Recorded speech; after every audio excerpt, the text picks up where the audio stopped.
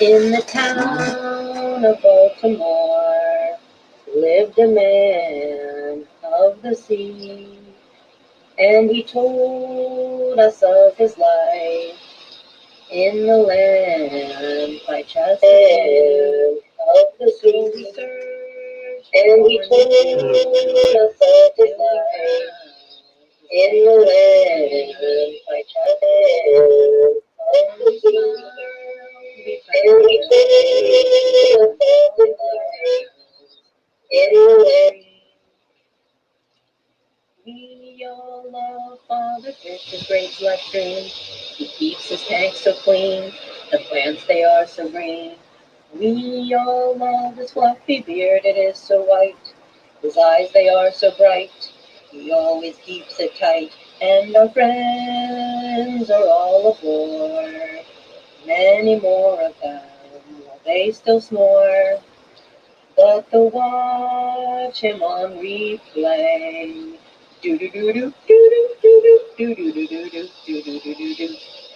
We all love Father Fish, his great life stream.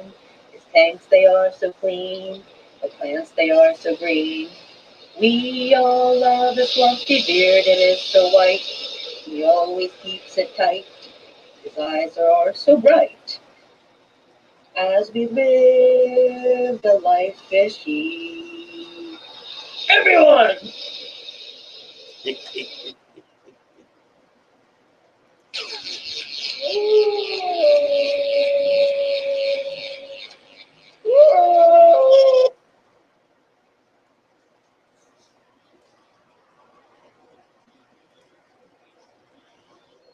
Father Fish, Father Fish.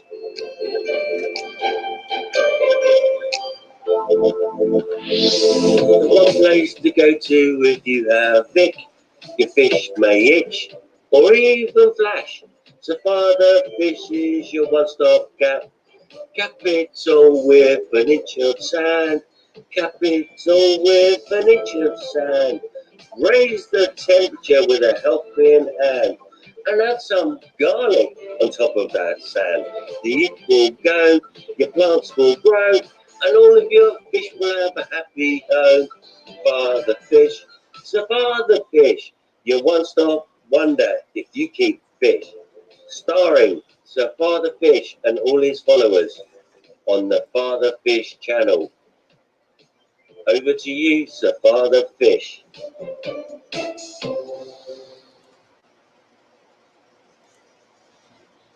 Well, good morning, Mary Page. Good morning. How are you? I'm good. How are you? Doing well, thank you. And we have a lot of friends here this morning. Yes, we do. Looks like Foxy managed to get out of bed. I know it. And she Hello, was up Miss. late last night. Yes, we were all up partying, weren't we? She probably hadn't been to bed. Oh, dear. Let's see if we got everybody. Holly. Hey, there's another one there that could use a wrench. Chief R34P. Chief has been here a few times, if you want to do that. Let's see. Yeah, we did Canisteo already this morning. And who else? Posiwi. Pasini, that's right. Pasiwi. Yes, we did. And they're already wrenched up. We're all wrenched up, ready to take care of all the nuts in the shoal. Really? I'm the biggest one of all. So, who are you talking about here? I'm looking Chief, let's see, where did I just see Chief? At 7:58. Way back. Way back. Ah, right there. R34P. Yes, sir.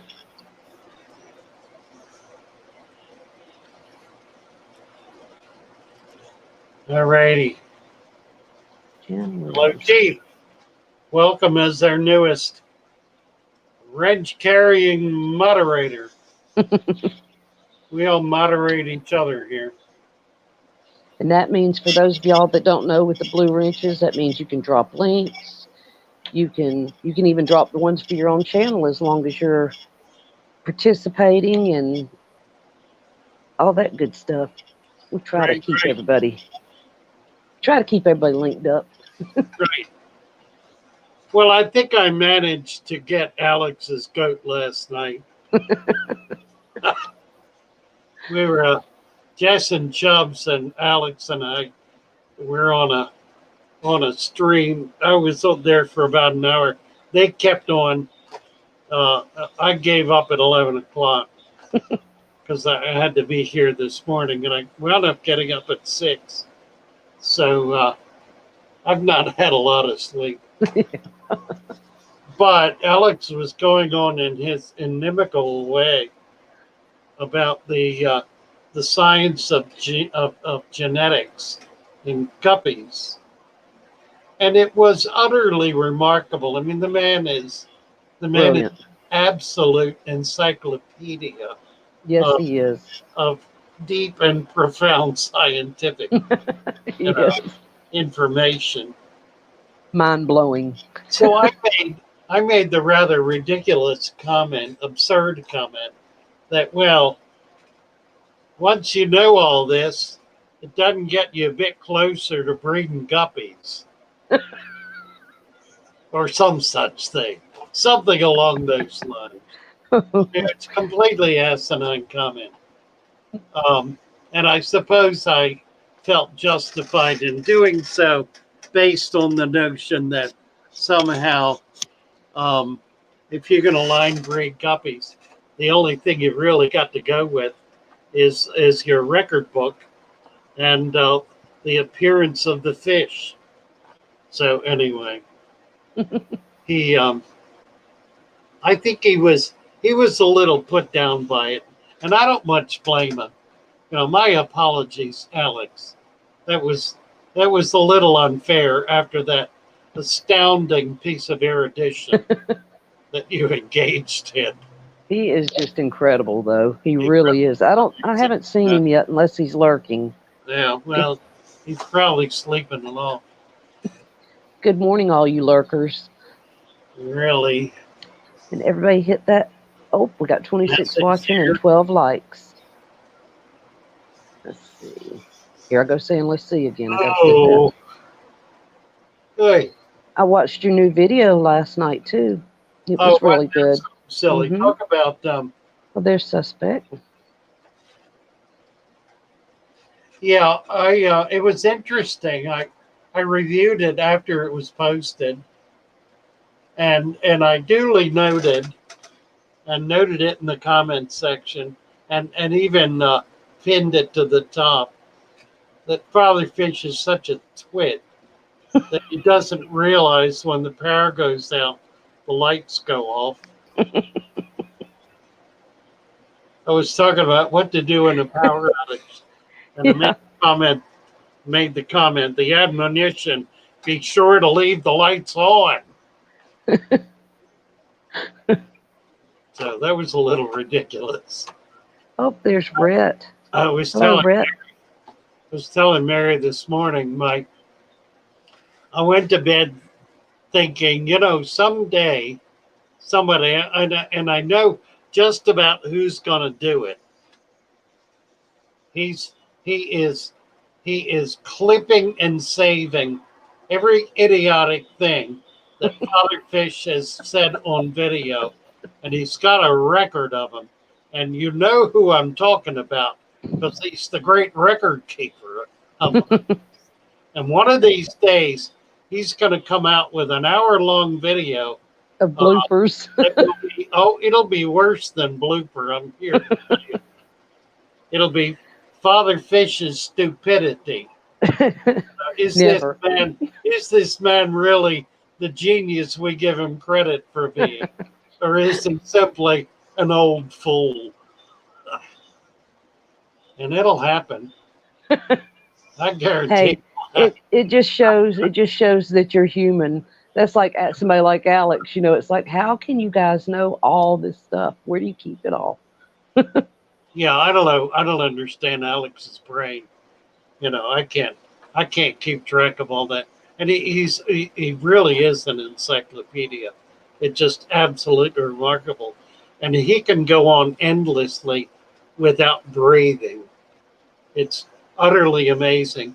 He talks when he's on a roll. He'll talk without taking a breath for an hour. It just rolls. I don't know how he does it. I can't do it. You must micro breathe. Yeah. That's about all I can figure. Anyway, there was something else I was going to comment on, but I've kind of lost track of it. So the video, y'all got a chance to meet Jenny. Jenny's our newest Wonder Girl, and she's another Thomas. I mean, she's a Wonder Girl. She was involved with Ohio Rescue for a little while. Yeah, I heard that. And also with Aqua was it Aquaholics? Oh yeah, Alcoholics Anonymous. Yeah, which is a group in the north, I guess, in the Midwest. And she was deeply involved with that group. Done a lot of fish. I found her slaving away at a local wholesaler.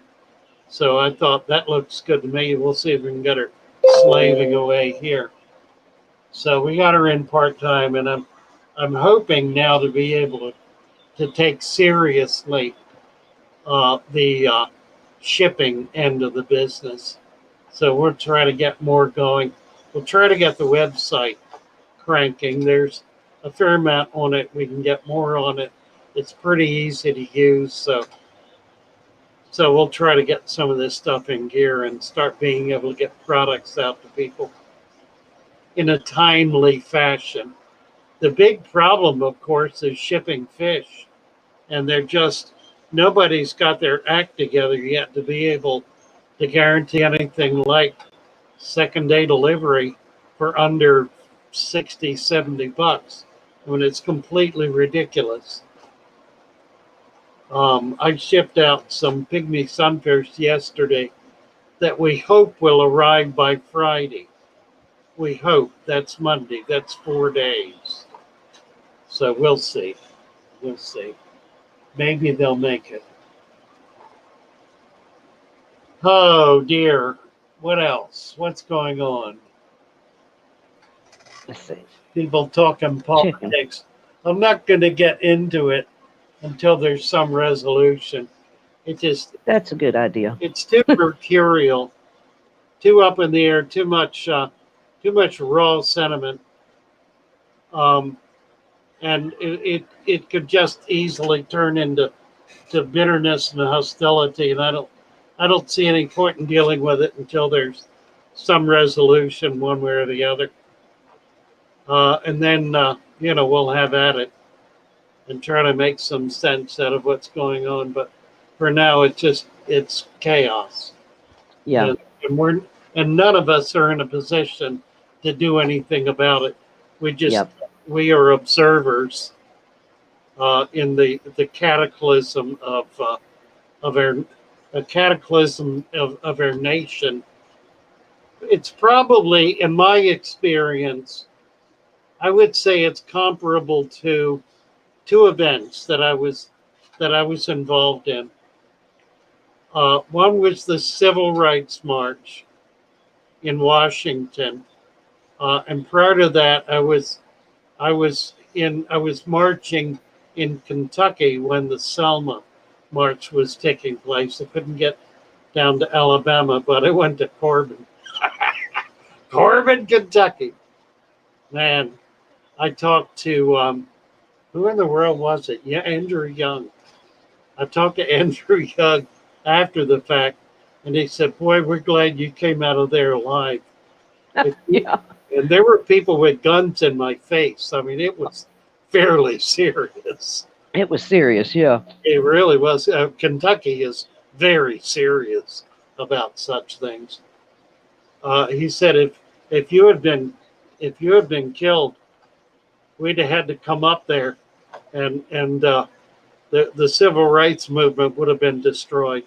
It would have been ended. Kentuckians would have just killed everybody. You don't want to mess with Kentuckians. Really, really. Terrible people. Loving people, sweet people, but terrible, terrible people. Oh yeah. They are their own. They are their own. Excuse me. Their own clan, and even the clans are at each other. But you get up into the hoots and hollers, up into the into the the little valleys, and you don't wonder why. I mean, there people have been living there for Years. 150, 200 years, Yes. you know, That is no joke. and they really have, and they've been there that long, and it's theirs, and they are their own country. You know, Yes, they are. they don't brook anything from anybody. I mean, they do shine and they do drugs and they do what back in my day they were doing shine. There was Right. there were no drugs back then. No. It's in the early '60s, the very early '60s. Worst they did was there was a lot of marijuana growers that moved back there. We had a place called Hippie Valley, and that's what people from Ohio and everywhere had moved into this real remote place. In the '70s, late '60s. Mm-hmm. Yep. Yeah, it was up 5 years after I was there that started.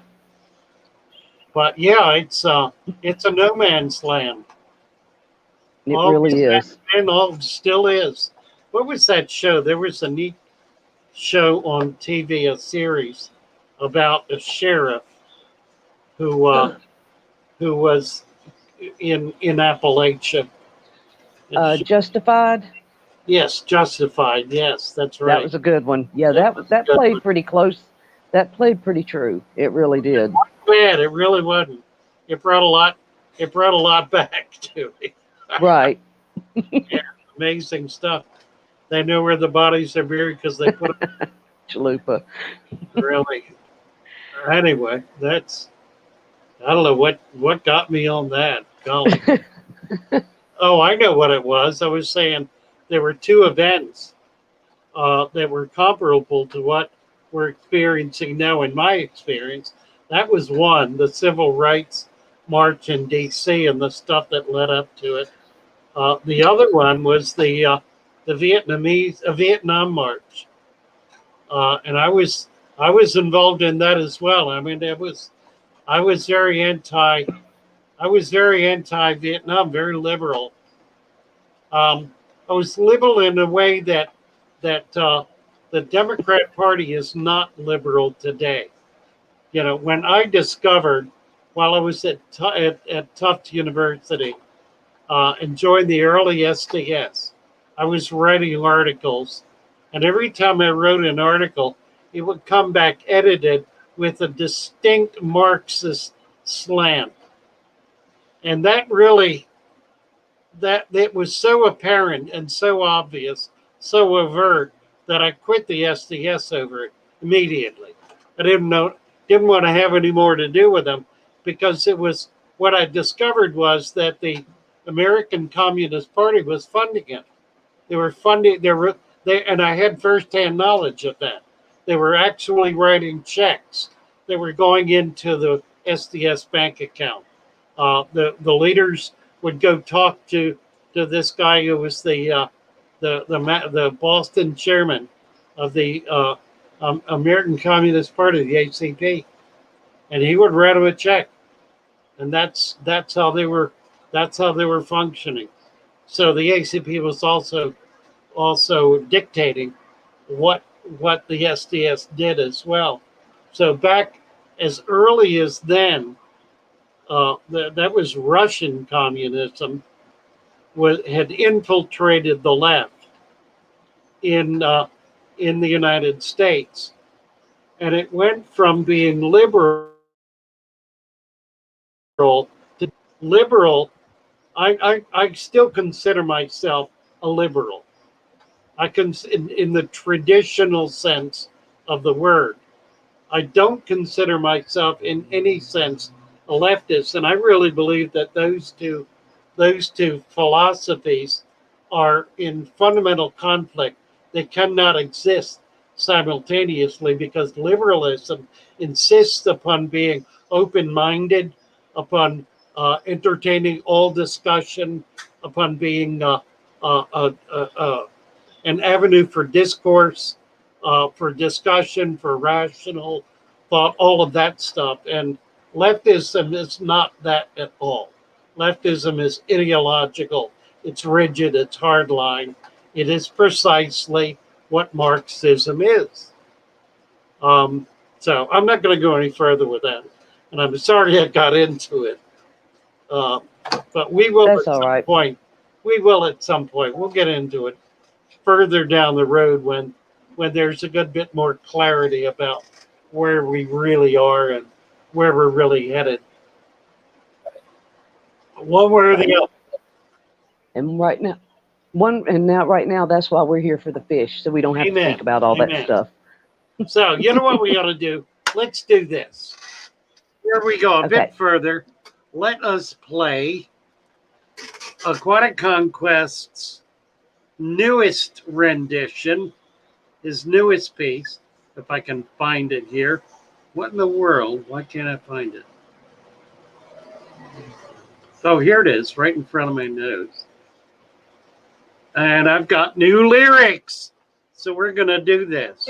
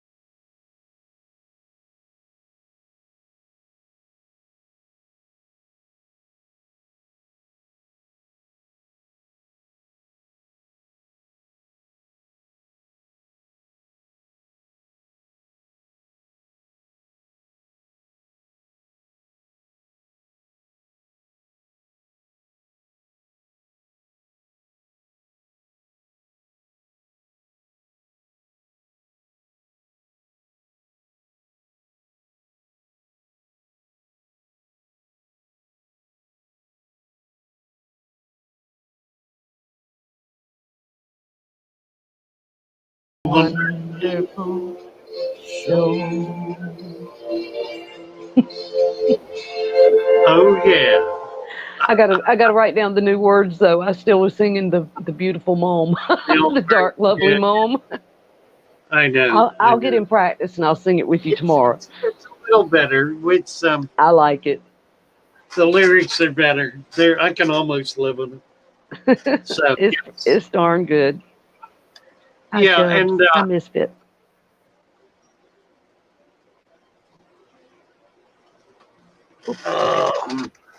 I think it's beautiful because it's so heartfelt, and we love you, Father Fish. yeah, it really grew out of Not me, watching Canesto. Aquatic Conquest's video. We'll play the rest of it at the end of the show today. Came out of watching that and seeing and appreciating the videos that each person sent in that reflect what they're experiencing in their aquariums, the joy they feel, the beauty they've created, the happiness, the warm feelings, just the sense of glow, the sense of wonder, the sense of joy and love that is very much what we're all about, keeping fish. Right. I was telling you earlier, I can learn all the scientific stuff and all that stuff. But when it comes down to it, it's just having the joy of that little piece of nature, right here where we can look at it and enjoy it and watch it, and it's just wonderful. It really is. What is Aquatic Conquest is saying? Oh, he's talking about something else. I thought it Yes, was Roman. commenting. I thought it was, who's doing the national anthem this morning? Not I. Cassie's not here. Now, if I get my daughter to come in, We'll do. y'all could do it. We will do that again. Yeah. Maybe get I your may, daughter to do it. Yeah. if y'all want her to, she's Yeah, really we'll good. do it. I'll tell you when we'll do it. We will do it on January 21st. Okay. Okay, we will do it for the inauguration of the president. Whoever that may be, we will do it then. Here, Fishy says, let's talk about how cool rice fish are. Oh, I love She's her. she's she's like T-Bone. She's changing that subject. Good job. Go for it. Right. Oh, love rice fish. Hello, Paul. See, did I say hi to Paul? Oh, I hear babies crying. The O Valley cichlids. Question for Father Fish. A 1-inch sand cap on dirt is okay. A 2-inch cap causes dead spots. Question. I'm a novice with this substrate since my cichlids dig up the bottom. Well, they do indeed. And I do not recommend a dirted substrate with Mbuna cichlids, or for that matter, Central American cichlids. That's the big ones, at least. The pygmies are fine, the smaller ones, but the big guys, the jaguars, the Oscars, and what's it, Angelicus, all of the big stuff, the flower horns, they're all inveterate diggers. They make a pit in the bottom of the tank to lay their eggs in, and they will completely tear up any dirt you've got in there. So it does not work for those kinds of fish. Africans are the same way. The male is going to dig up, make a little pit for to breed in, so that when the eggs fall down, the female can find them easily. And they'll dig right down to the bottom as well. Okay. Now, so if you've got big active cichlids like that, you're really not going to be able to get away with a dirted tank. It just isn't going to work. Yeah. So what you can do is unless you've got a seriously deep. Well, yeah, if it's a foot deep, maybe. Yeah. But you can go with Eco Reef or one of the other commercial products. Cap that. It's not going to be nearly as problematic, and will still provide some of the nutrition that you're looking for. Lee's got a question at 8:26. I'm worried about my new 4 plecos. They've cleaned the entire tank now. Do I feed them? And if so, what? And Lee, I had that same, I put my plecos in there when that tank was a total mess, and they've cleaned it up. But what do you say, Father Fish? I know I've added vegetables. Well, if you want to, you can add vegetables. If you want to keep it clean, don't feed them. Right. Because the minute you start feeding them, that becomes an alternative and a priority food source for them, so that you'll get right back into where you were, because they'll begin ignoring the algae and will be looking for the food that you're feeding them. When they clean it up, they're not getting rid of it. It's not gone. It's simply cropped back. An interesting way to see this is with the Mbunas we're just talking about. Mbunas have that one of the classifications for species with Mbunas is their dentition. their teeth. Hmm. The teeth of mbunas by species are all different, and they're different in ways that determine the kind and level of algae that they eat. They're all basically clippers. Some clip off shorter than others. Some clip off a different type of algae growth. So they're all going after each species, after a different level and a different kind of algae in the environment. So it takes all of them to keep it down. Um, they're essentially algae species specific, if you will. It's not said they won't eat other stuff, but they do. They do an excellent job at what they are designed to do. So when you put other kinds of food in there, as that's easier for them to access, not nearly as much labor, where they're just like you and me. They'll take a free meal anytime, something they don't have to work for. And if they get used to free food, they'll just get fat and lazy, like you and I've, me, fat and lazy. You know, I've, just go after the easy stuff, and then they won't be performing in the way you need them to. yeah, I know. Like I haven't fed them a lot, but like maybe every once, maybe every once every week or every 2 weeks, I throw like one little piece of spinach in there or a little, a slice of cucumber, but not very much. They're still working the rest of the time. Yeah, that's So it makes you yeah, feel good. It doesn't. It's the fish are.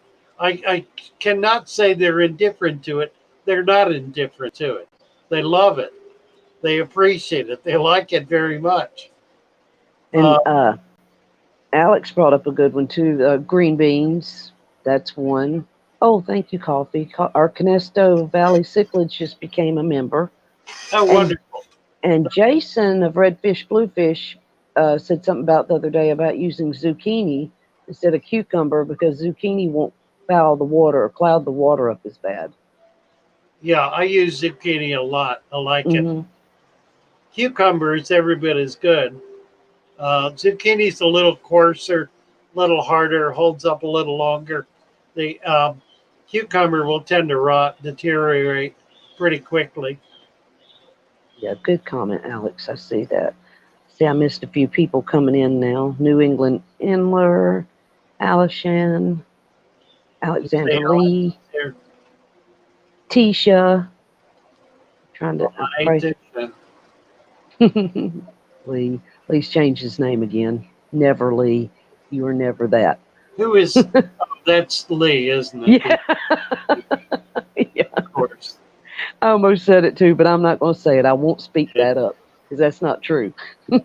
You're wonderful, Lee. Let's see. Okay, I've got a couple of comments here for Uh, you. At 8:26, I think. Wet box shrimp bag only had maybe a teaspoon of water. New England Inner got some shrimp from Lucas, not Lucas, from Lucas. What am I Oh, thinking? LRB. From LRB, right? At 8:26, T-Bone says, I think that one of my dwarf gouramis is not doing well. He's lost his color and his appetite and just lays around not swimming much at all. Yeah, they tend to do that, don't they? When they go down hard. That was 8:46. There is no 8:46. 8:26, I'm cannot see. I got my glasses on my head. And then at 8:26, there's another one from Fin Nipper. Lucas, right? Oh, I messed up and put too much fertilizer in the substrate in one of my tanks. But the rice fish fry still live in the ammonia with no problem, apparently. That was at Yeah, 8:26 too. Alex is saying cucumber creates infusoria. That's absolutely right. And it really, that's such an important observation because that's precisely what happens when the leaves of plants die and fall off the plant, or simply die. They immediately become food for infusoria. So they're really a very beneficial thing to have in the tank. I know it looks unsightly having dead leaves, but dead leaves really are just basic to the whole process of recycling all of the elements, the material that the plant has taken up into itself from the substrate. If you don't have a way to get that back in there, eventually that substrate will be depleted. In addition, there are a lot of little tiny fish. Virtually all the little tiny fish eat infusoria. I mean, they're eating microscopic life, whether it's plant or animal. They're eating amoebas and paramecium and all the little shrimp and other little buggers that you can't see with your naked eye. That's a big part of their food supply. So you yeah. want to be nurturing that and giving that a chance to grow. In addition to which, if you have a deep mulm bed in your tank, which is what that is, a baby fish born into it will have a ready food supply. So it's really critical for baby fish as well. So don't try to make your tank so clean. You'll be starving it out by doing so. Yeah, that's something I've just learned. I never realized all the little things. I'd never seen like planaria before. And that was like a new one on me back when I first found it. I never realized all the little microorganisms growing in there. I was hoping everybody would go back and hit the like. I think we've got 48 watching and 29 likes. Please. Please and thank you. You need to get up there. And I was laughing at Coffee because Coffee said that, where was that? I think a cherry shrimp jumped out and landed on his dog. Saw that. That was funny. Okay, did I miss any questions? I think. Okay, 1 minute, Greg. 828. What was that? Chalupa only uses cucumbers. I know my little latest video I did which is anything fantastic, but it was of my Plecos eating. They had a cucumber sandwich, you said, Father Fish? Cucumber. They made Where was that? I remember. That was on my video. Oh, right. Yep. That's right. Funny. Oh, yeah, Alishan's talking to T-Bone about there's an actual virus that dwarf gouramis get. That's interesting. She's saying to Google dwarf gourami virus, I think. Oh. Yeah. I'm gonna have to check that out. I'm gonna write it down. Gouramis. Thank y'all for dropping links. Thank you, thank you, thank you. Dwarf gouramis are susceptible to ick. You might check carefully and see if that's what's going on. I find that there's some tanks that dwarfs just don't do well in, and others they do very well in. And I'm not sure I really know the difference. Gouramis, what do they eat in the wild? Gouramis in the wild are a bottom feeder. So they're looking for stuff down in the substrate. So again, a rich substrate with a lot of what Alex is talking about, a lot of infusoria, a lot of microscopic life is going to be beneficial and keep them alive and happy. They like to hunt around and pick. Yeah, I find that it's really helpful if you're going to feed to feed meat. If you're going to put food in there, make it chopped shrimp, raw chopped shrimp, chopped fish, um, things that are a supplement to their diet rather than something that they naturally can find, like vegetable matter. And beware of things like cornmeal in in the food. That is a filler. Cornmeal is indigestible to people as well as fish. I mean, it's probably the worst food. It it's the it's the American Indians' curse on the European. Here, we give you this corn, this wonderful corn. You white man, look, delicious corn. And all it does is give them diarrhea. It's particularly nasty stuff. We lost Mary. Oh, there she is. Did I disappear? Yeah, you did. Lost you there. Yeah, we were trying to get these likes up. I think now we've got 52 watching and 37 likes. We're trying to get our daily 50. Roxanne's out there working hard. She's trying Yes, you go, Roxy. If they're used to pH swings, I'll bet soon and live in 6-0 water. What is he talking about? Who, Alex? Oh, yeah, the Gourami. Yeah, about the Gouramis. Mm-hmm. Right. I figured somebody'd come up. Minerals. Does anybody want to come up and share today with us?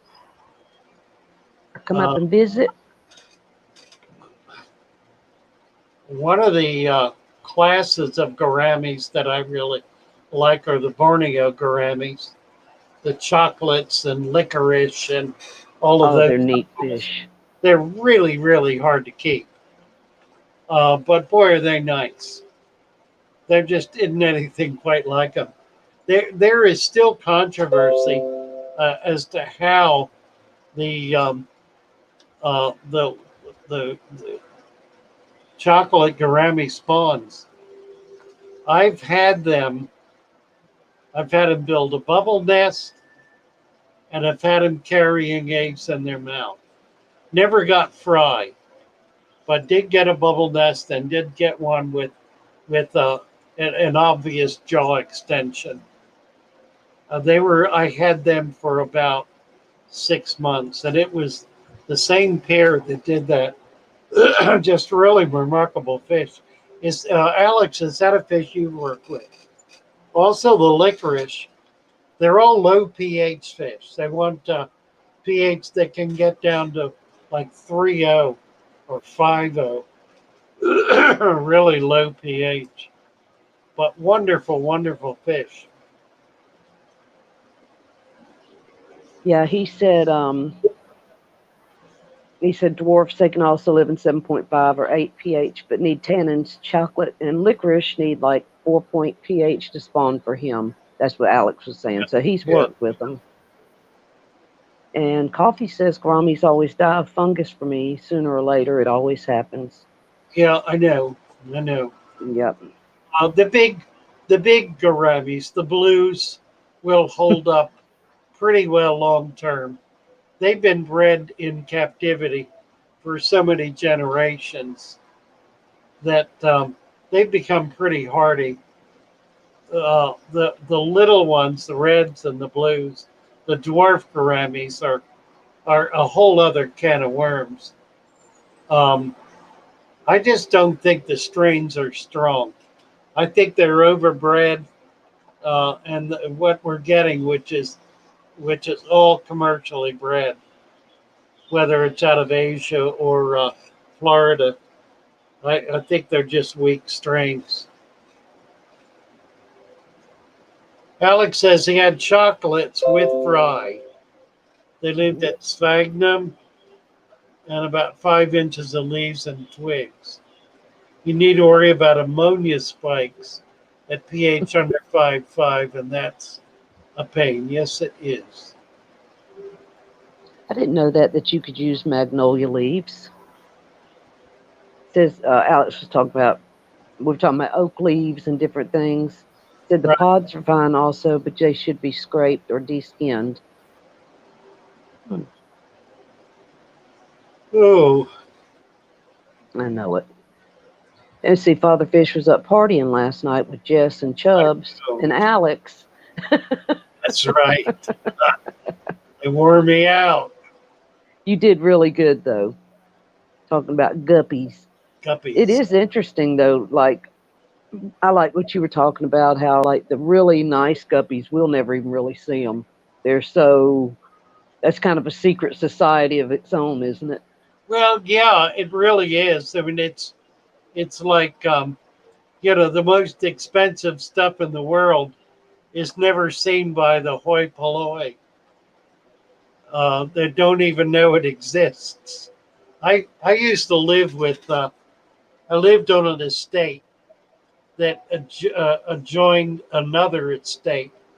The owners, both of which owners were multi millionaires. One of them was the publisher of a German magazine Der Spiegel, I think. They were extremely wealthy. It was two old men, two old homosexuals who had lived together all their lives and built this empire, printing empire, and were living on. They were funny. They lived on an estate that was about a 200-acre estate way down on the eastern shore of Maryland in a little community called Tunis Mills, Tunis, outside of Easton, Maryland. Uh, I lived I lived adjacent to them on a property called the Pink Castle. You can find it on the web. That was a remarkable place and story too. That grew out of well, rather it was built as a center for German espionage during the Second World War. And if the current owner ever heard me say that, she would curse me, which is, I mean, she's not proud of that heritage and tries in every way she can to defer it. But there are too many stories and too many pictures that belie the truth. Anyway, these two old guys, um, they maintained this property. They were there not permanently because they were back and forth to Germany, but they would come and stay for a month or two, mostly in the summer.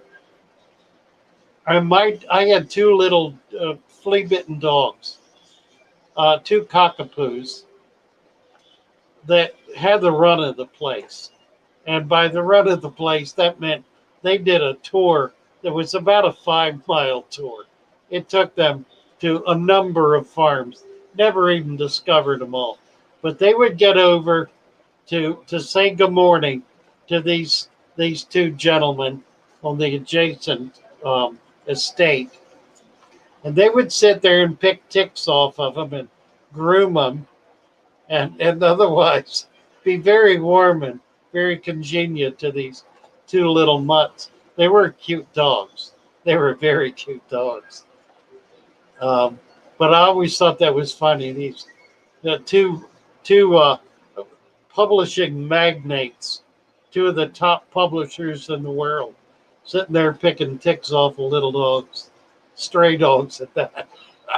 Oh, oh my goodness. Oh, Chubb says thank you so much, Father Fish, for coming up on the stream last night. It was fun. Well, It thank you. sure was. I enjoyed it. And Alex, I was teasing you. I hope you took that in the spirit in which it was intended. I did not intend in any way to disparage you or your wisdom, your knowledge, and your expertise. I cherish it, and I find it always a learning experience when I have the chance to be with you and to get you in gear and sounding off. It was really a fascinating presentation you did on the layers of color. See, I was listening. Excuse me.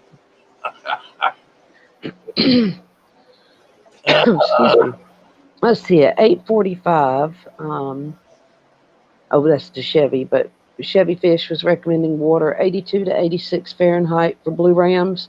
What other types of fish can live in high water temps? All of them. There's very little that cannot. Obviously, Danios.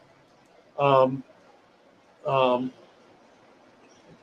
a lot of the Danios are more cold water fish.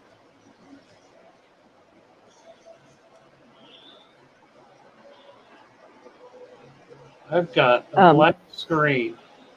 Uh-oh. Let's see. Roxanne said, can we have some puppy reports? Is that okay? Oh, absolutely. Canisco I have horses and koi mud ponds. I used to raise 4-H sheep too. Got away from that. Just looking to see. Okay, I'll show you all the puppies if that's okay with Father Fish. Yeah, please. And it's 8:50, so.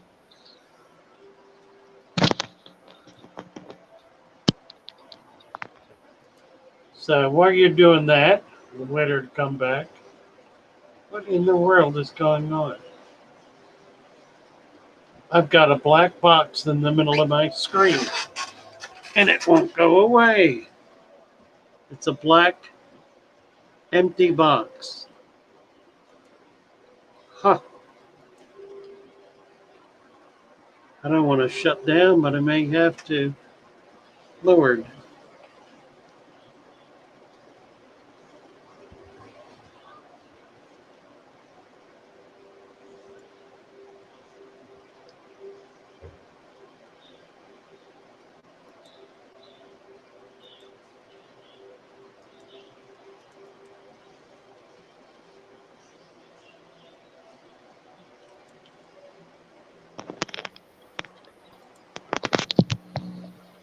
Now here's the one. This is Curly. Curly's got a bent tail, but Curly is a runt, and I'll show you how big of a difference. I can get him in the right spot. Curly's about as big as a little mouse. Here's the one. This is Curly. Curly's got a bent tail, but Curly is a runt, and I'll show you how big the difference. I don't know if y'all can see it or not, but Curly comes like right here on this dog. His little tail's bent. You see his, wait a minute, which way? See his little tail? He's teeny tiny. Trying to figure out how to show him. I can't get it right. There we go. Okay, here's Mama. You see him? Come here, Mama. Come here. Come here. There's Mama. Okay, let's take your babies back. Huh. I'm running two screens here, and one of them has a big white box sitting right in the middle of it that I cannot get rid of. This is going to be a job for Thomas. I can't move it. I can't get rid of it. Oh, no, your screen? It went black? When I shut off on the top, I've got a screen one above the other. It's not on the top screen. That's where I've got cat kills. But when I move, down to the bottom, it pops up this white box. Oh goodness! So as a result, I cannot read. I cannot read the chat. Okay. So I have to depend on you. Okay. Well, let's see. At 8:50, Alex said, I need to sit in and chat and listen. I get too excited about learning and don't shut up. My short-term memory makes me forget quickly since my injury, and I even forget to take a breath. That's okay, Alex. That's what's so endearing. Yeah, it really is. I really appreciate you, Alex. And you are welcome anytime. anytime. Yes. Um, Let's see. we're gonna Video. take. I want to get a little break in here. Okay. I could take one too. So if everybody wants to keep chatting, I need to take a little break and get them settled, and maybe you can get that fixed. Yeah, let me. Can you play a video or anything? Yeah, I'm gonna get some music up. Okay. Give me a minute here. What kind of strange fry were you holding? They're pup fish. Little Really? pup fish. Yep. That's what Chevy said too. Cana fishes. See, I can't even say it. Cana fishes. Oh, they're so cute though. We're having to bottle feed Curly. I don't know if y'all can see his little tail, but I guess where he was in Mama. Brought the white box over. Honest to God, Oh, does anybody that's know what what's it's going doing. on? And I have no idea why it's doing that. Be right. Huh. Crap. Well, nuts. I don't know what to do now. Let's see. Let me see if I can do it this way.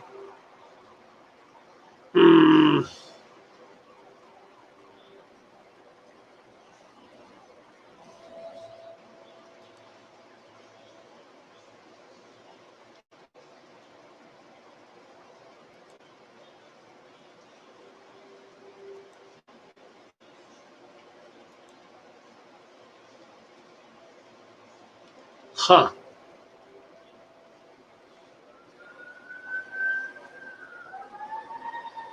I don't know.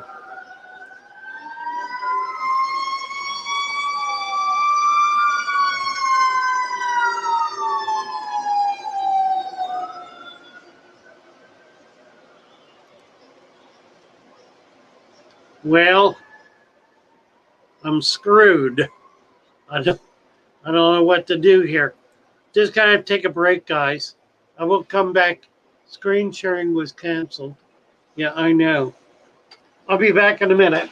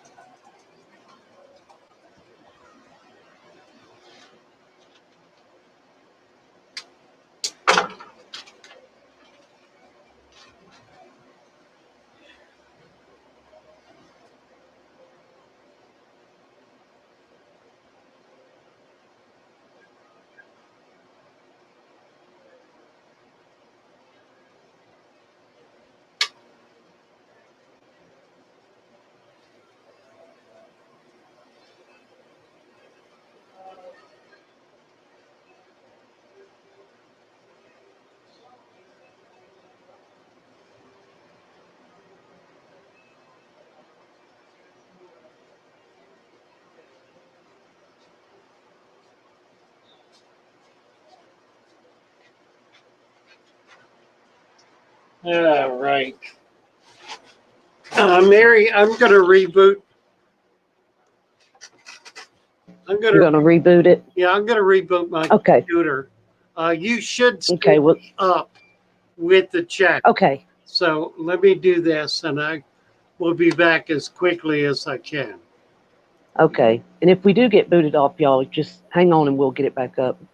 Open up. Oh, right. Alex says, open up. Did you see it? Task Manager with all the. No.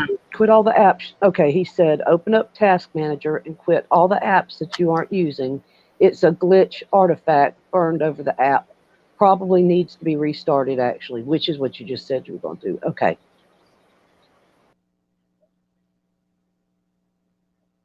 How many more likes, Roxanne? 5 more likes. Come on, we can do it. Good morning, David Piper. Rodney at 8:58. Sorry, my mama got a little excited when I moved the puppies and started trying to move them around again. Yeah, technical difficulties. Okay. When cycling the tank, is it common for the pH to spike? Better wait on Father Fish for that one. T-Bone, you said it. We'll ask that in a second, Rodney. And hello, Rodney Smith.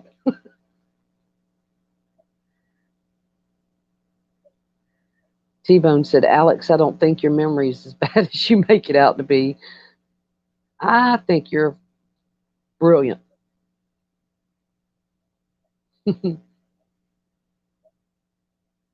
Good morning, Lori. How are you?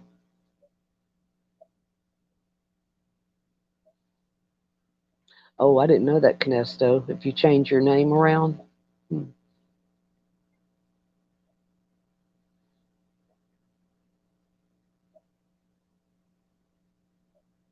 Yeah, I can't believe all these people are getting snow. That's unbelievable. Are we still up? Yep. I just can't hear anything.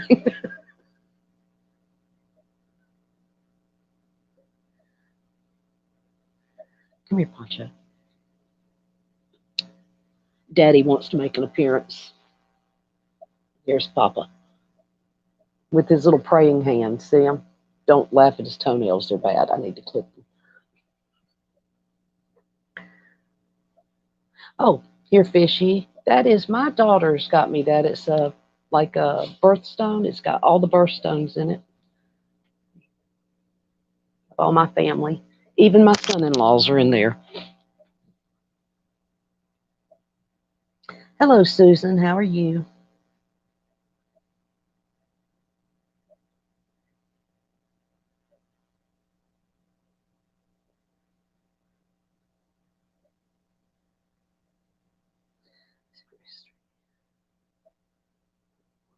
Live in warm water.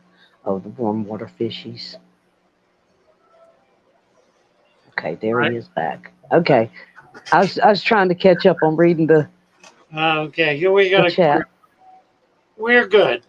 Are we good? All right. We're good. Oh, at 8:58, Rodney Smith says, when cycling a tank, is it common for the pH to spike?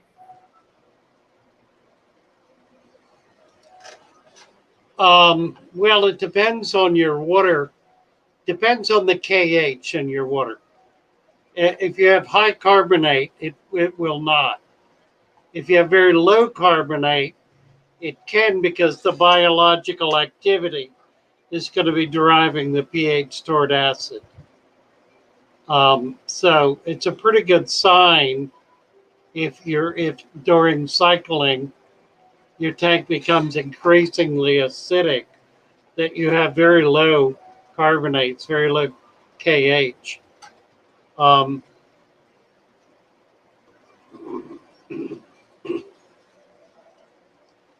There are things you can do about it. Obviously, you can add carbonates. And there are any number of ways to do that. Baking soda is the most popular and obvious.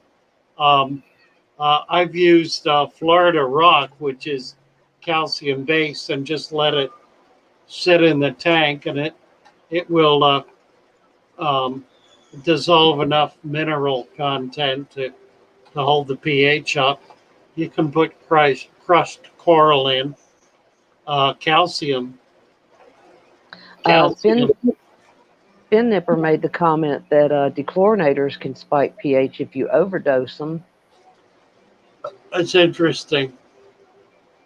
I wonder why that is, if they're actually reacting with the carbonates.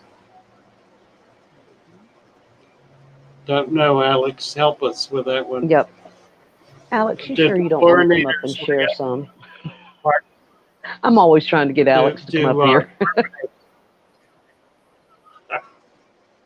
The carbonates do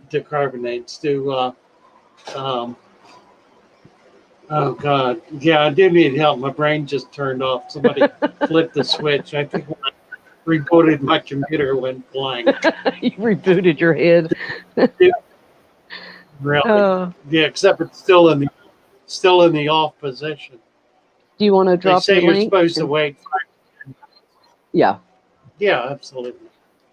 we'll drop the link, and if anybody would like to come up and join us. See, Father Fish was up late last night spreading his incredible knowledge, and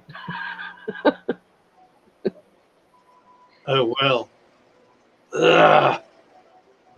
What is that? I was going to ask something about. VK. That's. What are you I don't know looking if I at, got Father it. Fish? Let me do. Don't be mean, because The link. I did the link wrong. I think. There it is. VK. Is it up? Having trouble connecting. okay, no, I don't see it That's yet. weird. Good morning, Vanoski. Yep, Nicholas, same here. Brains turn off at 5 o'clock. There it is. Okay, gotcha. Have a good day, David. He's going to go move some We're snow. being a little glitchy here. Do you believe in salt baths for Some, treating illnesses in fish? We talked about this, I think. yeah, I do. Yep. Yeah, keep in mind what the salt does. Basically, two things. The salt is a toxin to the fish. So when you use it, be aware that it has toxic properties. Too much salt will kill a freshwater fish. Basically, what it does is it causes the fish to react. It causes a reaction in the fish. The reaction can be beneficial to the fish if it is struggling with a disease or an injury or that sort of thing. It will produce more slime coat. It'll increase its slime coat in order to fend off the salt so that the salt does not intrude into the body. It will also cause the fish's metabolism to slow down. It'll very often go to the bottom and lay there and just uh, slow down its rate of aspiration, its heart rate, its whole metabolism. It'll go into a kind of a stupor, and that can be beneficial if the fish is trying to fight something off that just languishing might help cure.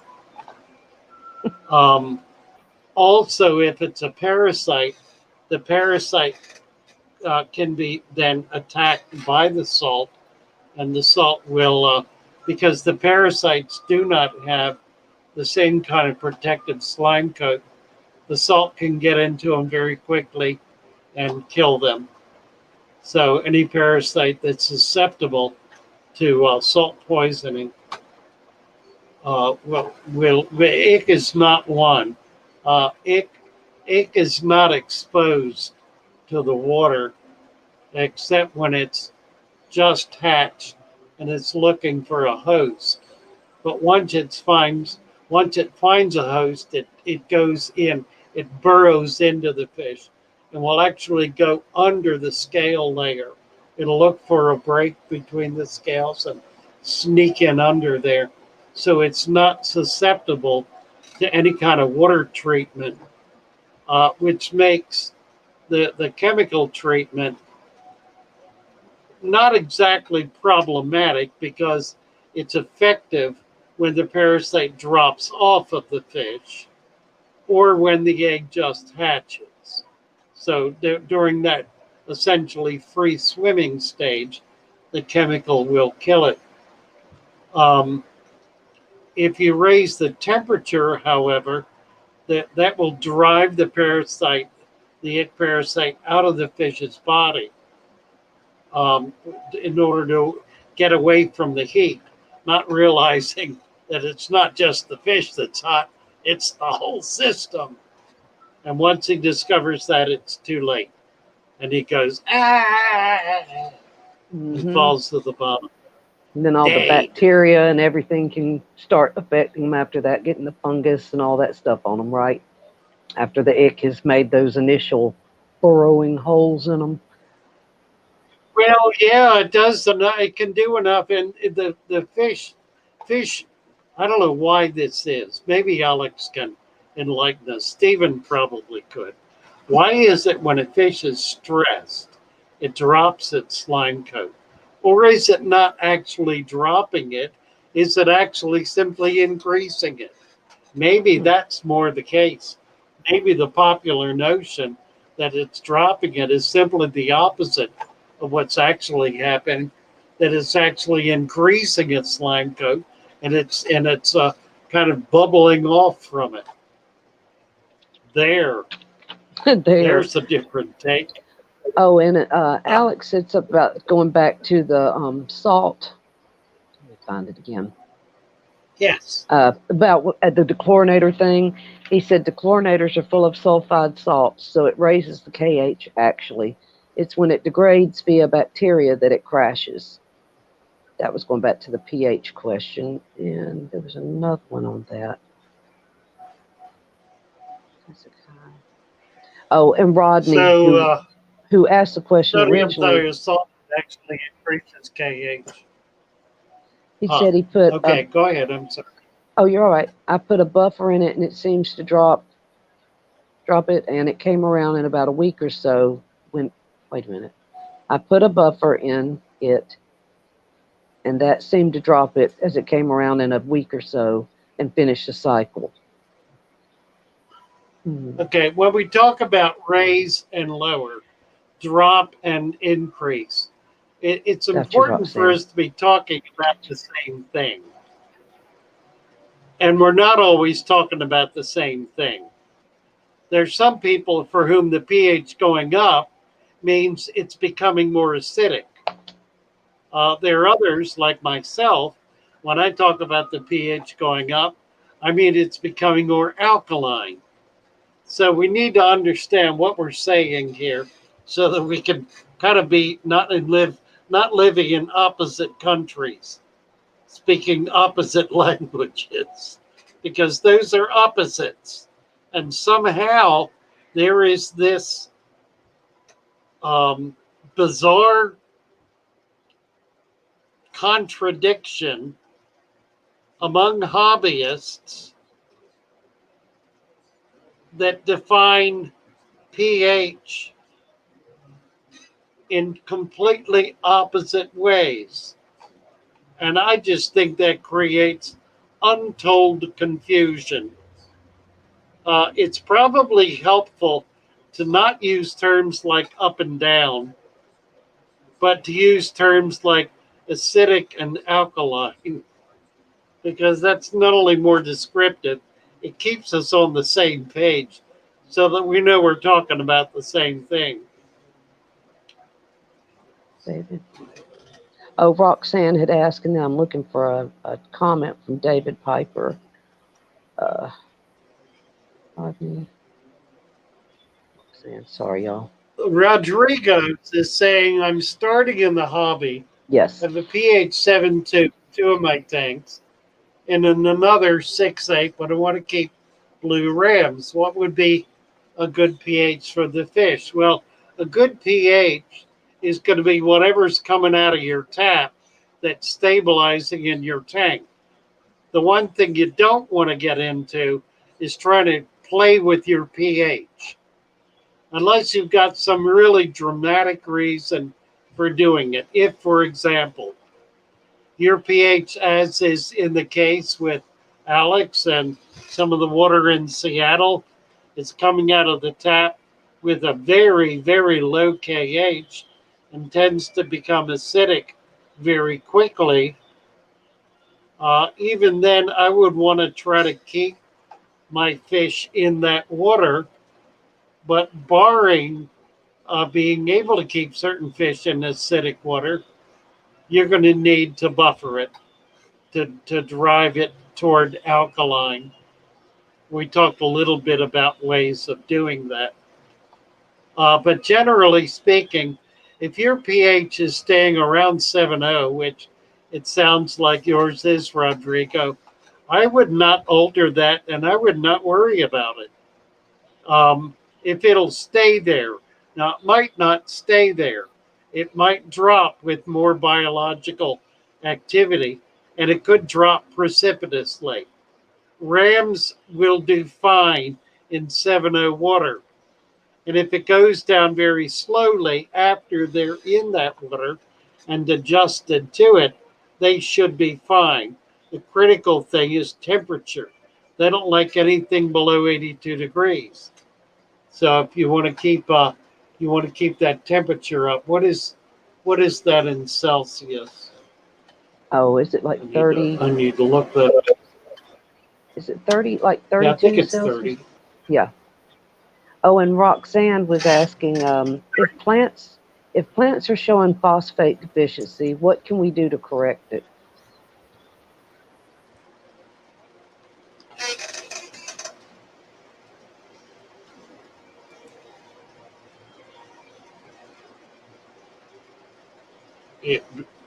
Hold on a second. Okay. Fahrenheit. 82. Okay, 82 degrees Fahrenheit is 27.7 Celsius. Okay.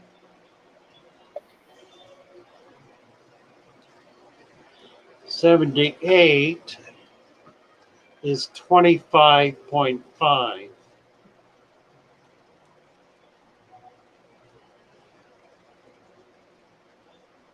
So 30 would be like 85. Yeah, 85 plus is 30. 85 is 29.4. All right. I'm sorry. What was that question? You're fine. It was from Roxanne at 908 or 909. Phosphates. Yes. If plants are showing phosphate deficiency, what can we do to correct it? What do you define as phosphate deficiency? How are the plants reflecting that? Let's see what Roxanne says.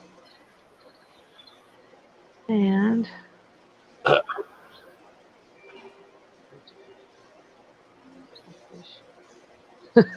Alex says, Father Fish, that's because you are correct and they are all wrong.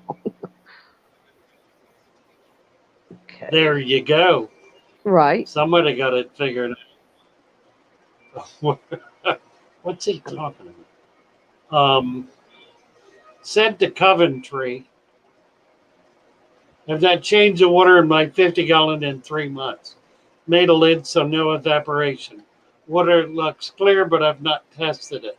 Should I test it and what for? Well, if you want to make yourself nuts, yeah, test it.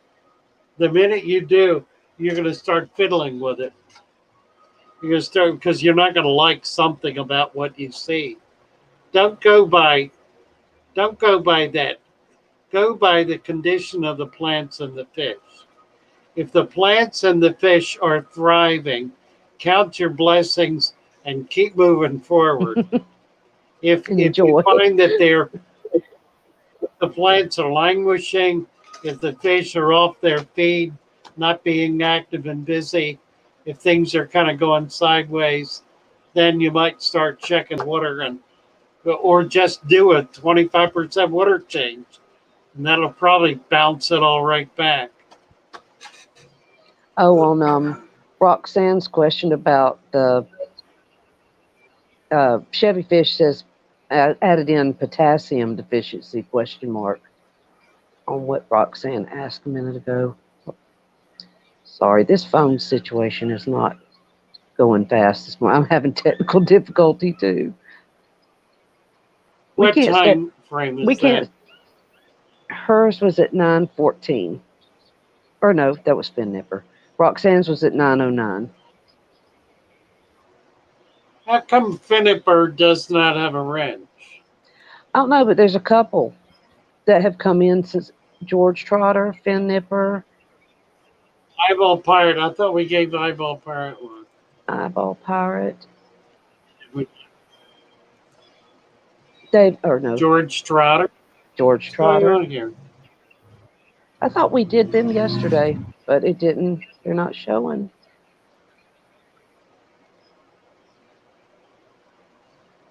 This is what we get for staying up late at night. Okay, give me Thank you, that Rodrigo. timestamp again. Okay, for Roxanne, it was 9:09. That was the one about the plant. And then Chevy added in that it was maybe, I think Roxanne said potassium. Okay, no, Chevy Fish said potassium. Yeah, Canistigo brought up a comment David Piper made about Yeah. using melted snow for his fish tanks. I'm glad you found that one. Good. Well, it could pick up like could become acidic the way rain does. It would be the same as rainwater, and with the same properties as rainwater. Rainwater tends to be more like RO water, and it tends to be a bit acidic based on dust in the atmosphere, atmospheric pollutants, if you like. So it's slightly acidic. It certainly does not have any KH. There's no hardness to it at all. So if you're going to use rainwater, it's the same as using RO water, distilled water, that kind of thing. You just want to be careful with it because you're going to wind up with it dropping from 7.0 to 6.0 rather quickly once you begin to get some biological activity. I'm still looking. Two. Plants are showing phosphate deficiency. Yep, and then Chevy said something about the potassium possibly. And then Lee said, I have not changed my water in the 50-gallon in 3 months. Made a lid, so no evaporation. Water looks clear, but I have not tested it. Should I test it and what for? I just did that one. Oh, I told you I got messed up. You missed it. I did. You missed it. I missed the whole thing looking for this comment. There we go. Sorry. Oh. But it is 9:22. I think you were going to ask me what time it was a minute ago. Feeding plants. Alex is saying try root tabs. Yeah. Oh, okay. Epsom salts you can put into. I do Epsom salts in my additive in order to be able to maintain a stable level of magnesium and the like. And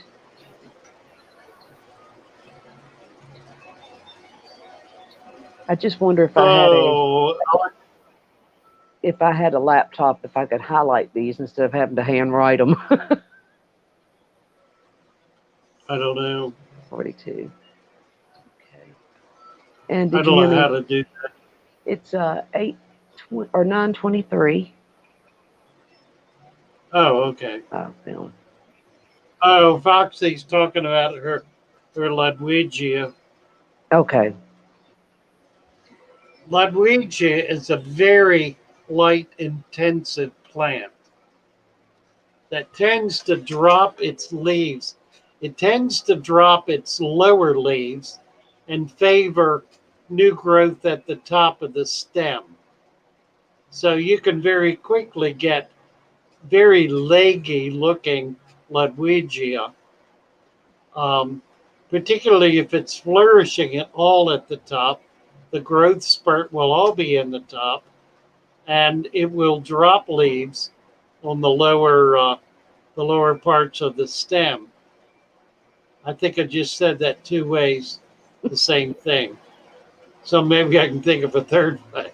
Ludwigia drops its leaves and grows new leaves, making it look weird. So what you can do is you can cut it and cut it an inch below the growing, the new growth, and plant it. You can replant that Ludwigia if it's gotten real leggy with a long empty stalk. That empty stalk rarely comes back. Once in a while it might. Usually it does not. If you cut the stem off, however, and leave the root base in there, there's a fairly decent chance it'll grow new shoots. So those are some things you can do with Ludwigia. Ludwigia is it's a very popular aquarium plant. It's not a plant that is particularly well adapted to aquarium life. And yet there are so many varieties and species of them and so many colors with new ones coming online all the time that it maintains its popularity in spite of the difficulty of keeping it going. Most of the farmers who are raising Ludwigia are doing so in outdoor ponds in open sunlight. They're getting maximum light on those plants. At 924, Raven Thomas is asking, will Denison barbs be happy in a 75-gallon? Is it long enough? Sure, that's probably a 4-foot tank. They don't get that big. I mean, they may get 4 or 5 inches, maybe 6. I've never seen them that big. Yeah, that's plenty big enough tank. By the way, I don't know if you guys remember seeing the the big angel tank with the big silver dollars. Mm-hmm. Okay. I walked in this morning. I'd noticed some flashing yesterday. Didn't really give it any mind. Walked in this morning and there were 7 half-eaten angels in the tank. Oh, no. The silver dollars had attacked them like Piranhas? the little piranhas they are and chewed up fully a third of them. So I Oh, my pulled the rest goodness. of them out. The rest were hovering. But those little silver dollars proved themselves to be monster fish. Oh, my goodness. That's something Yeah, I've that never really had is. that happen before. You know, it kind of alert. I was not alerted. I saw the action yesterday, but there was nothing amiss, so I didn't really give it much consideration. But they had started. Bye, Betsy. You're all alone. Okay, thank you. Okay, Bye, Betsy. Betsy's on her way out. Frank is gone, and she says, "You're all alone. I heard that. All alone." I'm not alone. Roxanne says, check out her new video when you get a chance, and it'll show you how the Okay. Ludwigia looks like. Yeah. Yeah, you might consider that, Roxy. Just cut them and replant them, and She then says it looks like a huge bush. Yeah, what does? I guess her Ludwigia, I can't say it, Ludwigia. I still didn't say it right. You mean it's not stemmy? That's she said you can see it in my newest video, Father Fish. It looks like a huge bush. So Well, so what's the problem? let's see. I need chart room. I'm just reading through. Sounds like a nitrate. Twisting leaves, light color veins. Alex is trying to figure it out too. They're working in chat on it. Okay. Come on, Alex. Hey, do you need the link again, Alex? Alex says he'll hop on for a second and show something.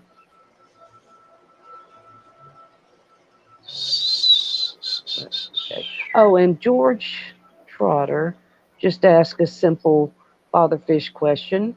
He just would like to know your favorite tank size for smaller fish.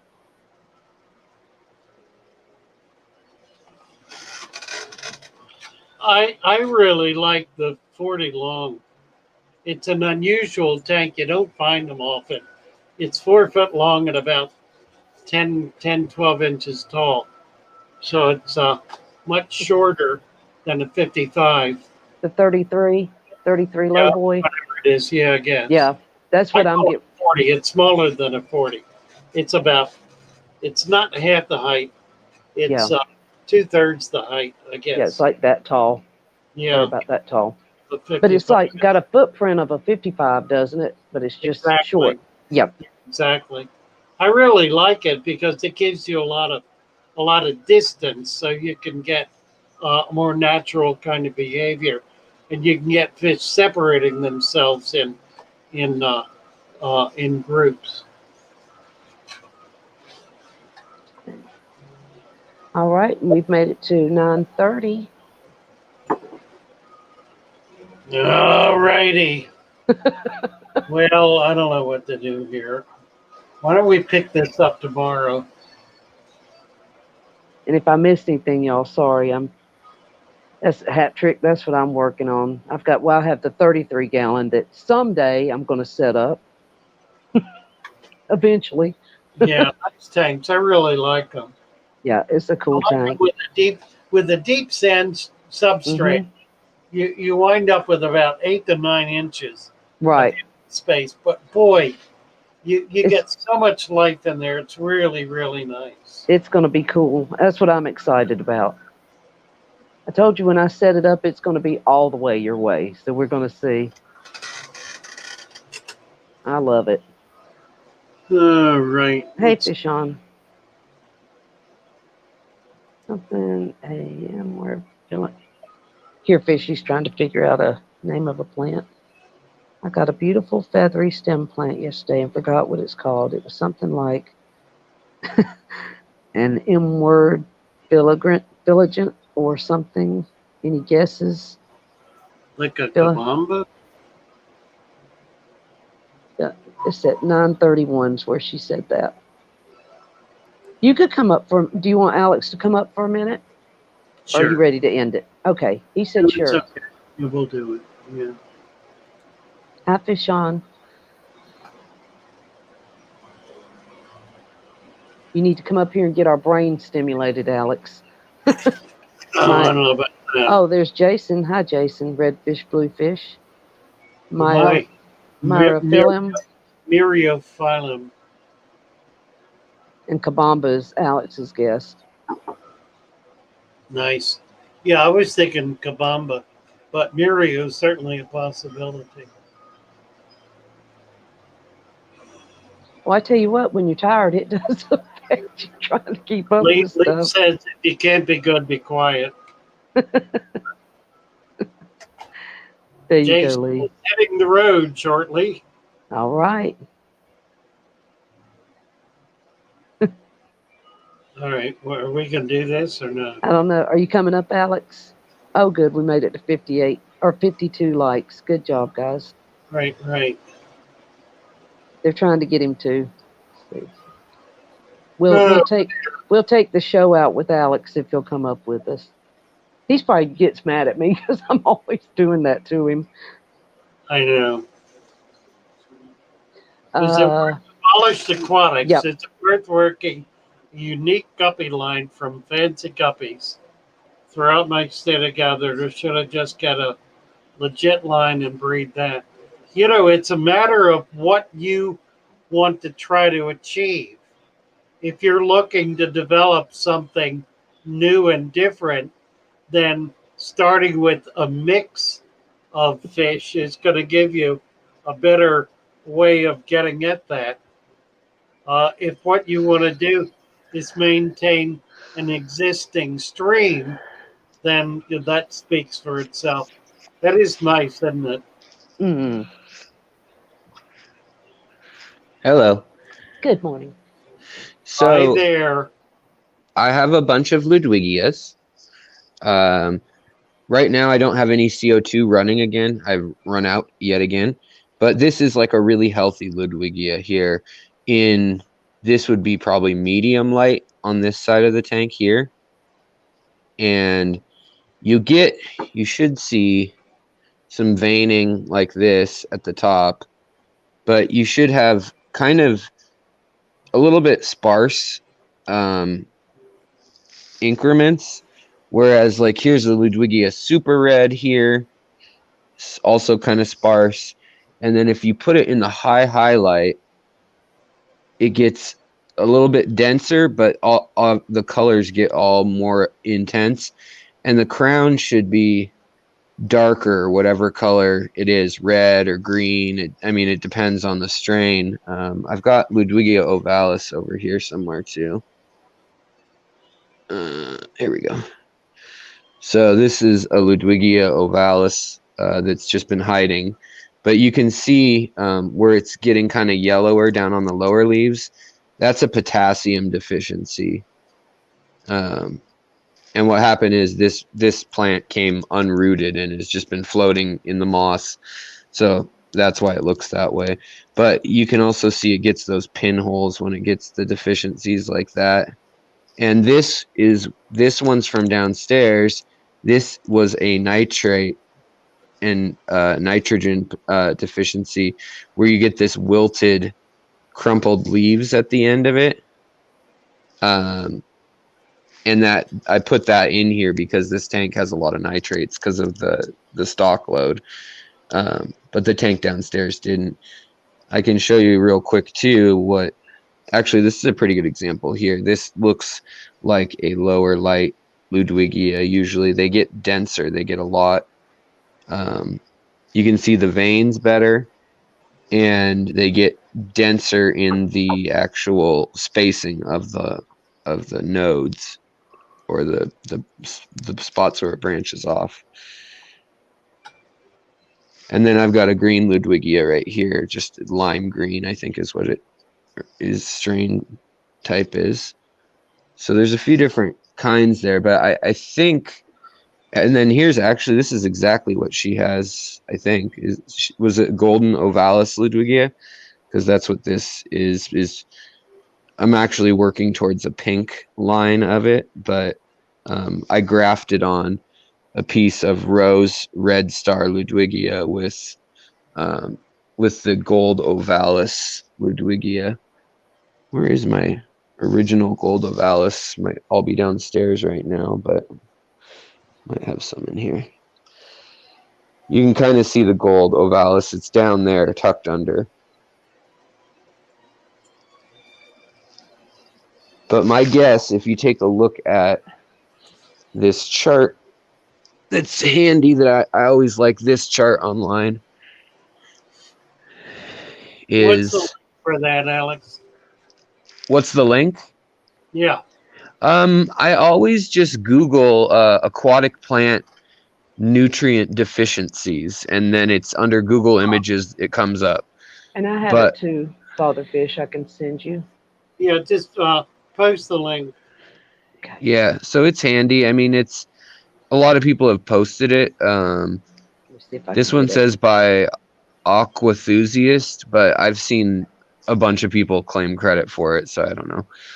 But it's not always correct, but it's, it's somewhat correct. But if we're looking for a phosphate deficiency, you'd be getting darker leaves and they'd be falling off.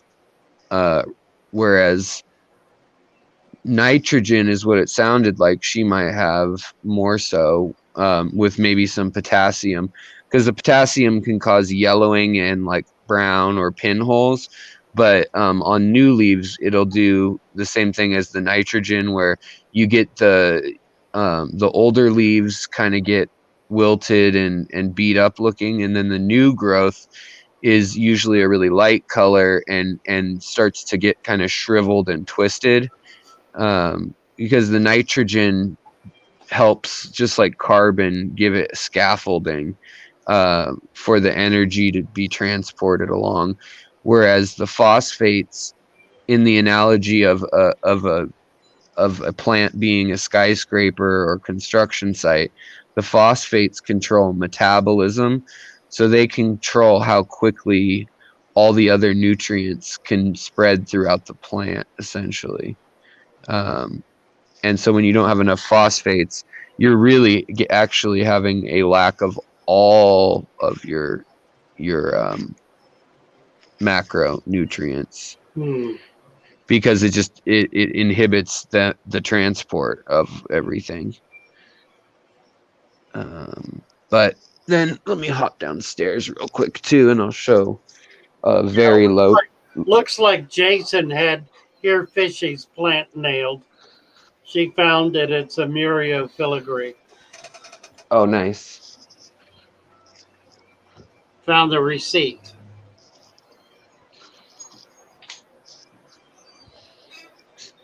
Oh wow! Look at all these shrimp right now. I just turned the light on and they all hit the deck. But yeah, you get real dense under a lower light. You can get the same Ludwigia, same exact plant as upstairs. You can get it to grow kind of like at an angle like that, and I like the way it grows. Same with some of the grasses. You can actually get so dense that it can't be, it has to be low enough light that it has the wavelength it needs for nourishment, but it's not growing, it's not getting leggy and growing up. So you see how frequent the nodes are. So it has enough light in medium light that it's not, it hasn't told the plant, let's go crazy. It's basically saying, okay, you're good, so just hunker down and stack up. Like these ones are super close together. Wow. These Rotalos. Whereas the ones upstairs, or even just over in this tank here, you get, yeah, so there's the ovalis under CO2 and healthy light, under a Fluval 3.0 right above it, literally. But that's what it would look like ideally. And then there's different color variations and things. Here's a traditional just plain Ludwigia right here, ovalis, not gold or anything, just the green one. But yeah, there's all sorts of stuff in here. As far as that goes, that everything in here, though, there's no deficiencies in this tank right now, but you can see sometimes they'll make a run for it. So like they'll bolt, as we say. If this was hidden underneath all this other stuff, it'll try to get to the light, and it almost, like, the plant almost panics, and it'll stretch out like that, compared to how tightly packed in it usually is. And it does that just to reach for the light at the last bit. Otherwise, it's almost like it's all or nothing. It says, I'm not even going to bother going for the light, or it says, let's make a run for it. But yeah, so and the same thing with like these, the Hygrophila polysperma. When it's under the lower light, like this one isn't under intense light, it's got the white white variegation, and it grows pretty tall and the leaves can get pretty big. But when it's under medium light, it just literally, it'll saturate super pink and won't grow at all. This has been in here months and it doesn't grow up much at all because it has what it needs, but it doesn't have a high enough abundance of nutrients or anything else right now that it thinks it can go crazy. So it kind of just stays dense and fills in and healthy with what it's got rather than going nuts. Huh. That's why I like this medium level light for a lot of plants. Same way like that back there, that Bacopa colorata is a nice red color, pink and red, rather than traditionally you'll see it green. Like over in this tank over here, I have it and it's just plain old green. Where is it?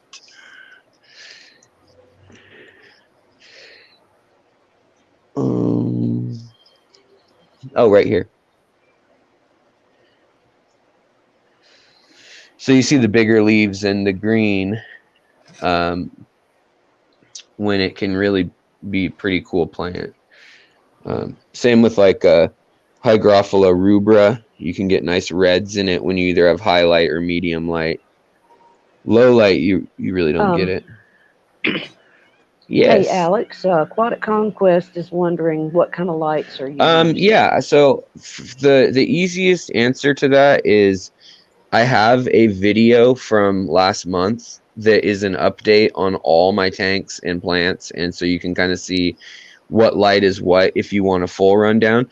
But I like the Fluval 3.0 Planted Plus for most plants, for most medium or common plants, medium to moderately difficult plants. And then for like over here, this is an old Twin Star light C series, which is their cheaper series. But it's kind of going out on me. If you've seen my live streams lately, it flickers. The power bank's been going out. But it has a really nice, you can't change any settings on it, which is a bit annoying. But I mean, it'll grow your mosses really thick. I mean, these are on branches and I can barely even make out what anything was. Same with the Anubias back there and the lilies. And then upstairs, or even right here, this is an Aqua Sky, which is a terrible light. They sell it at Petco. Fluval Aqua Sky, Aquia Sky, and I mean, you can see, look at how bad the Ludwigia looks, or right here, the Hygrophila looks, it's got holes in it, like the leaves have pinholes in it, it's so bad. And that's the same substrate mix too. Mm-hmm. So, I mean, light makes a huge difference. This guy's hanging out, posing for everybody. Isn't he beautiful? Gosh. Alex, that's so pretty. Look at, I like those. Yeah, I like those albino ones too a lot. Mhm. There's my main guy's up here somewhere, but he was all shy last night. He's back in there. I just turned the light on and he's already got a female in his sights, I guess. Mad Cat says, are the pinholes from the ram's horn snails? No, actually, you'll notice like on this side where it's up higher, closer to the light, they're fine. It's a deficiency Something in the right plant. there. Yeah, it's a deficiency in the plant on that one. Same with anything floating up here is fine, but like nice and healthy where it was floating. But from where it was growing earlier, you can see there's pinholes. So I've actually kept that because I was thinking about doing a video on showing how a lot of people think snails are eating your plants. And really what it is it's dead spots in the plant, and the ram's horns and the shrimp, you can see here a shrimp is actually cleaning it up. They clean up the dead section of leaf. So a lot of people think, oh no, they're ripping apart my plants, the snails and the shrimp. But what they're doing is they're just cleaning up any dead cells. The cells is what they can tell once it's dead or melted. Same with like that there's a plant I'm transferring, a sword plant that's, you know, yellow from where it melted, and the shrimp have been slowly eating away at that. There's all these shrimp in here. But then upstairs, the big light upstairs is the big light upstairs is a twin star EA series 90 EA, and it doesn't have any settings that you can really play with, but it will grow almost any plant you want to put under it, almost any. So it's a nice one. My favorite plant in this tank right now is this stuff. Is beautiful. This is from Crystal Kesselman in Germany, and That's amazing. this is Logonandra boldi German red or pink, but I've actually cut it several times. This is a daughter plant of the original, and it has yellow on it too, which I've never seen before. It's got yellow in the center. It's really amazing. And I know color doesn't come through live stream very well, honestly, but yeah, if you could see it, it's metallic like a bucephalandra, and then it's also color changing. So you can see the green and the red and the pinks and oranges, all the colors change, and then it stays purple or red on the underside. I've got another Logonandra boldi, also from Crystal Kesselman. Happened to get them Alan, a guy named Alan that is a subscriber on my channel who helped with the last plant giveaway.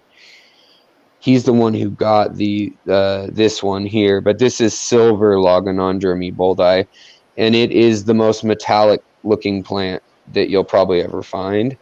But he bought this for $200 and then gave me a cutting of it at the auction. And that's the AGA, the Aquatic Gardener Association. So that's the once every 2 years get together of the biggest plant nerds in the world, basically. So the auction prices get kind of ridiculous, and to a point where it's kind of like those shrimp or guppies that we were talking about earlier, where it's like, who actually pays that or buys those? Suckers like us. But then my thing is, if it's a stem plant, like this is a Atra hybrid and Rotala, and I think that if it's a stem plant, then I really like growing it out, and I don't care what it costs me. I like just getting it back into the hobby and having more people growing them. Like right here is a white Ludwigia too.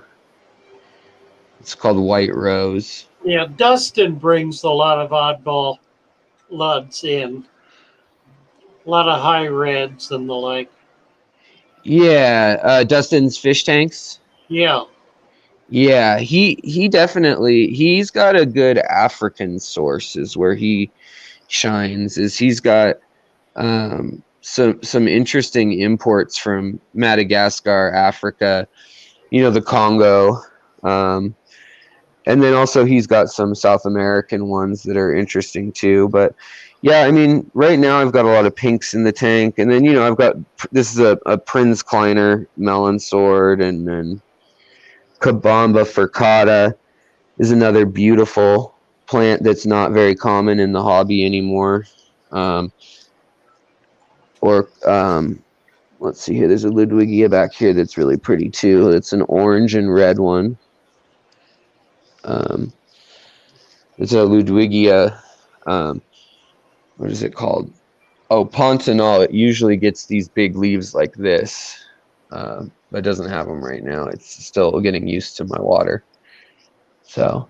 All right, we're about running out of time here. Yeah, I'll hop off. Thanks for having me. I just figured I'd show what some Thank you so much, Alex. Ludwigias can look like or do look like. So, all right, thanks, guys. Have a good one. Appreciate you. All righty. I'm having a situation here. The puppy. He's just so little. He's only like a third of the size of the rest Oh of them, and he's having a really hard time. Yep. So I'm having to stay up all night with him, and I put him in there with Mama, and she does good for a little bit, but then he gets crushed. He gets up under the rest of them. He's just too little. So sorry if I missed anybody there at the end. I had to save a puppy. All right. All right. So, Yep. I'm I going will to put get you. the rest of Aquatic Conquest. Okay. Anything else there? I think that was everything. I'd like to hang around and talk to you just for a minute after the stream. And All that's right. it, I think. Let's play this. All right. Love you all.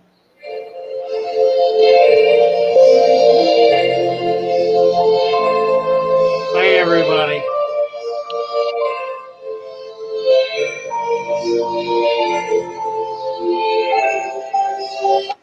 Let's see. I wanted to get up.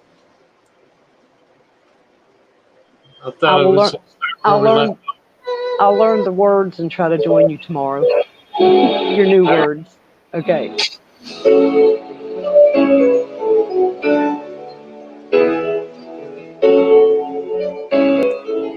Yeah, there was a lag, about a 2-second lag.